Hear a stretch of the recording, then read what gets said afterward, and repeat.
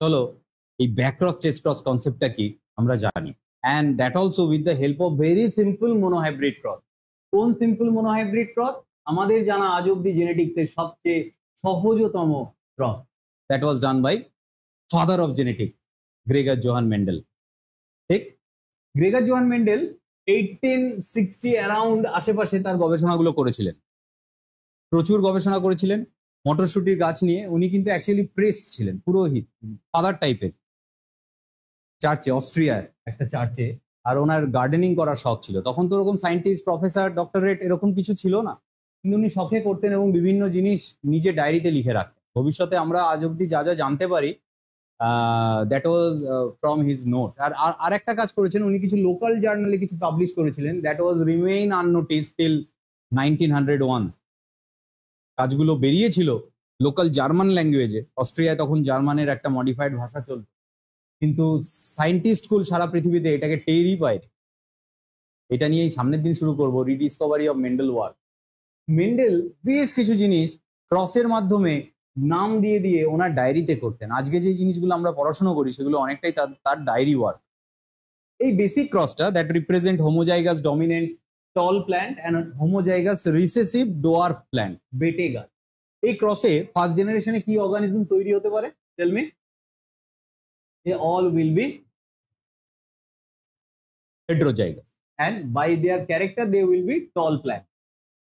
So phenotypically they will be tall, but genotypically they are not pure tall, they are mixed tall. Now if you conduct a specific type of cross with this particular F1 hybrid individual, what are the different types of cross? Number one, you take this particular F1 hybrid and cross it with any one combination of its father or mother.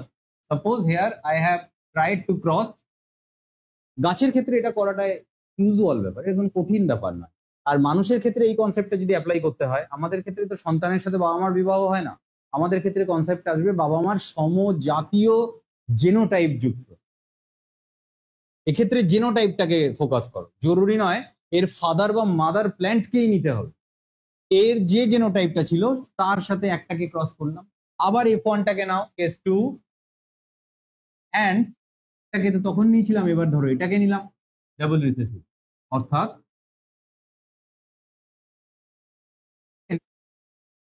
এই type of genetic cross is conducted where F1 hybrid individual is taken and is allowed to cross with any one of its parental genotype. Then such type of cross will be referred as, this is example of backcross. পিছনে যাচ্ছে বলে backcross। এর আগের জেনারেশনের genotype যুক্ত গাছের সাথে বা তার বাবা মার মতো গাছের ক্ষেত্রে তো ব্যাপারটা কঠিন নয়। এর সিড নিলাম বা এর সিড নেবো কেন, সরি, পোলেন গ্রেনস নেব, ক্রস পলিনেশন করতে হবে, তাহলেই তো চলে আসবে। ঠিক কিনা বলো? তুমি যদি ক্রস পলিনেশন অ্যালাউ করতে চাও মোটর গাছের ফুল কেমন হয়? অপরাজিতা ফুল দেখেছো হয়তো, ক্লিটোরিয়া এসপি। অপরাজিতার ফুল তোমাকে ইমাস্কিউলেশন করতে হবে, ম্যাচিওর হওয়ার আগে পাপড়িগুলো ফাঁকা করে ওর মেল গ্যামেটটাকে কেটে দিতে হবে, তাহলে রয়ে গেল এই ফুলটায় শুধু ফিমেল গ্যামেট।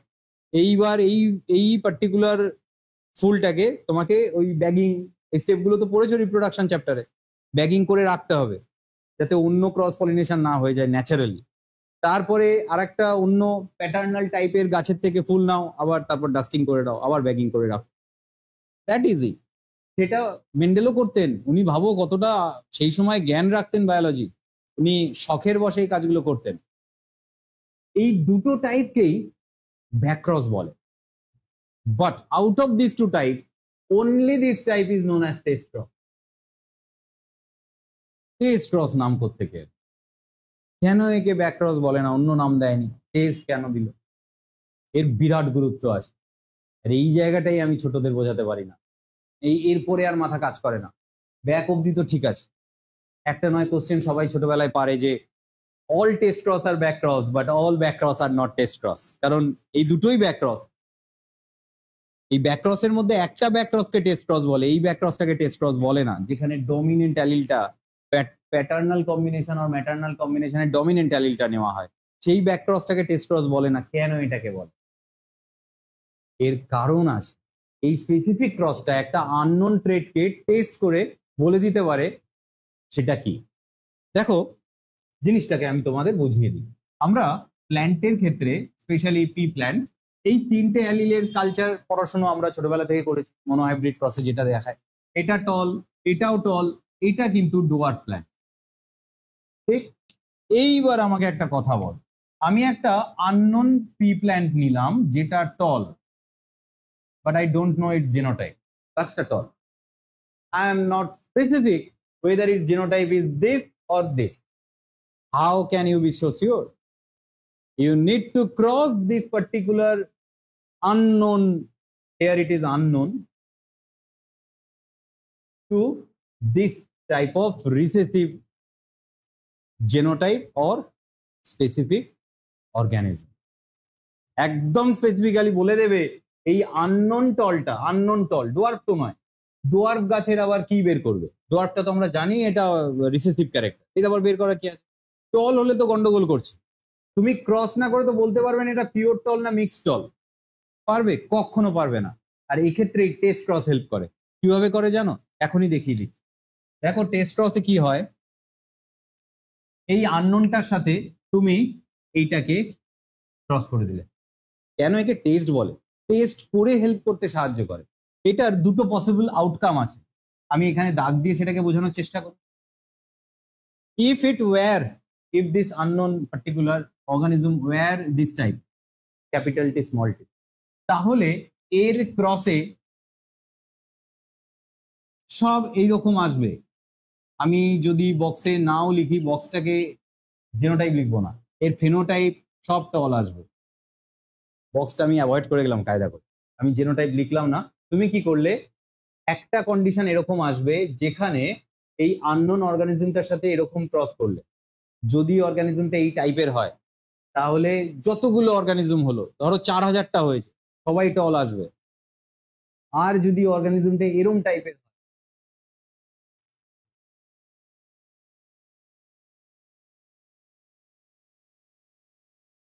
স্মাইলি, তাহলে টল আসবে, তার সাথে সাথে কনফার্ম ডোয়ার্ফ আসবে। কনফার্ম ডোয়ার্ফ আসবে, একটা একটা হলেও আসবে। এই ডোয়ার্ফটা এলো থেকে, এদের ক্রসটাকে ফিগার দেবো আমি, ছবি এঁকে দেখাবো ক্রসটা কিরকম। ভয় পাচ্ছ কেন? দেখাতে হলে বলো, আমি করে দিচ্ছি, করে দেখাই।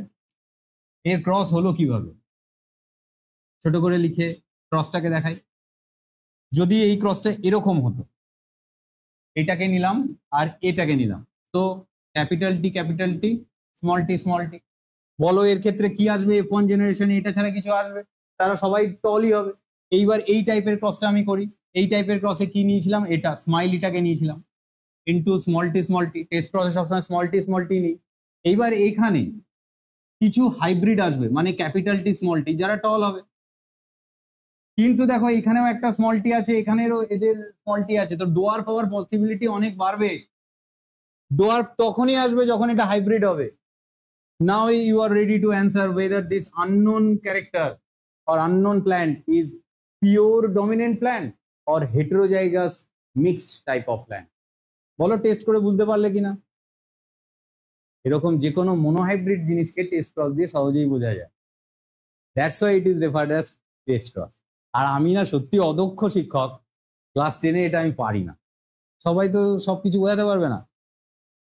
যে জায়গাটা তোমরা এবার অনেকটা ব্রেন ম্যাচিওর ক্লাস 12-এ, জেনেটিক্সেরও বেশ কিছু হয়তো অতীতে পড়েছো, এখন রিকল করতে পারো, 10-এ প্রথমবার পড়ছো, এমনি মেন্ডেলকে নিয়ে কেন পড়বো বাড়িতে গন্ডগোল চলছে। আমি বাবা মার কথা মানি না, মেন্ডেলের কথা মানবো কেন? প্রচন্ড অশান্তি হয় বাড়িতে। কি ঘন্টা হবে মেন্ডেলের সূত্র পড়ে, কারোর কিছু হবে? আমি যদি অটো চালাই, টোটো চালাই, ঘন্টা হবে আমার মেন্ডেলের সূত্র জেনে। সত্যি এই ধরনের পড়াশোনা আমিও ঘোর বিরোধী। যখন যেটা লাগবে তখন সেটা স্পেসিফিক্যালি শেখানো উচিত। বলো বুঝলে কিনা কেন এটাকে টেস্ট ক্রস বলে? যে কোনো আননোন, এরকম কোশ্চেন মার্ক দেওয়া আননোন ডমিনেন্ট ক্যারেক্টারকে স্পেসিফিক্যালি চিনতে টেস্ট ক্রস হেল্প করে। দেখো ব্যাকক্রস টেস্ট ক্রস যেখানে লেখা আছে, তার একটা পাশে গ্রিন বক্সে দেওয়া আছে টেস্ট ক্রসকে কেন ওই নামে ডাকা হয়?